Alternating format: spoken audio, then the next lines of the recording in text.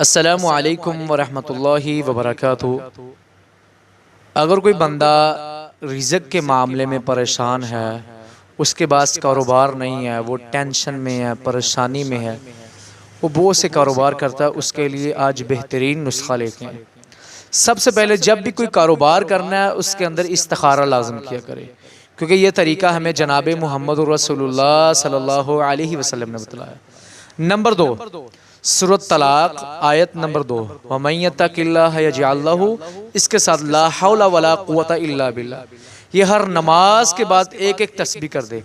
इस आयत का मफहूम ये है कि अल्लाह ताला से जो बंदा डरता है, अल्लाह पर यकीन और तवक्कल कर देता है, अल्लाह ताला उसके लिए रिज़्क़ के ख़जानों को खोल देता है और उसे वहाँ से रिज़्क़ अता करता है जहाँ उसकी सोच, वहम और गुमान तक नहीं। इस अमल को कम से कम 41 दिन तक करें।